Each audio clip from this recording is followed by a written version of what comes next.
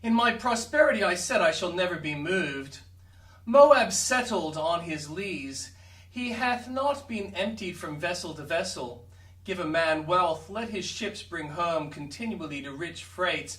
Let the winds and waves appear to be his servants, to bear his vessels across the bosom of the mighty sea. Let his lands yield abundantly. Let the weather be propitious to his crops. Let uninterrupted success attend him. Let him stand among men as a successful merchant. Let him enjoy continued health. Allow him brace nerve and brilliant eye to march through the world and live happily. Give him the buoyant spirit. Let him have the song perpetually on his lips. Let his eye be ever sparkling with joy. And the natural consequences of such an easy state to any man, let him be the best Christian who ever breathed. Will be presumption. Even David said, I shall never be moved, and we are not better than David, nor a half so good. Brother, beware of the smooth places of the way. If you are treading them, or if the way be rough, thank God for it. If God should always rock us in the cradle of prosperity, if we were always dandied on the knees of fortune, if we had not some stain on the alabaster pillar, if there were not a few clouds in the sky, if we had not some bitter drops in the wine of this life, we should welcome intoxicated with pleasure. We should dream we stand, and stand we should, but it would be upon a pinnacle like the man asleep upon the mast. Each moment we should be in jeopardy. We bless God then for our afflictions. We thank him for our changes. We extol his name for losses of property.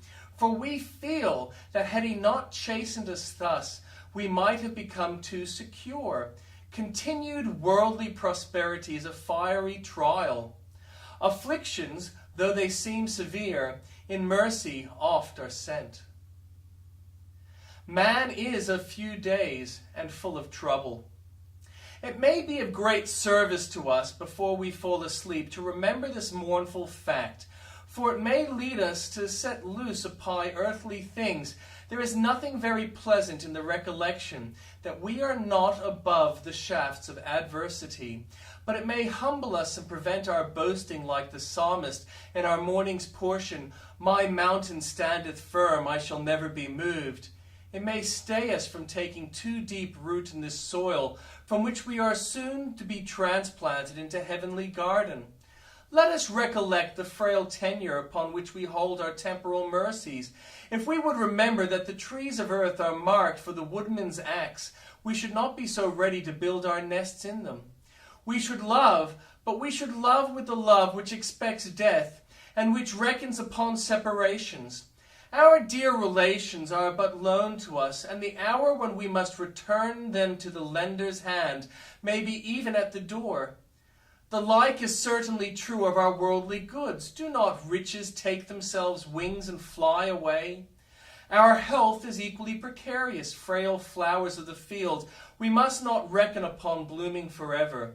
There is a time appointed for weakness and sickness, when we shall have to glorify God by suffering, and not by earnest activity. There is no single point in which we can hope to escape from the sharp arrows of affliction. Out of our few days there is not one secure from sorrow. Man's life is a cask full of bitter wine. He who looks for joy in it had better seek for honey in an ocean of brine. Beloved reader, set not your affections upon things of the earth, but seek those things which are above. For here the moth devoureth, the thief breaketh through, but there our joys are perpetual and eternal. The path of trouble is the way home. Lord, make this thought a pillow for many a weary head.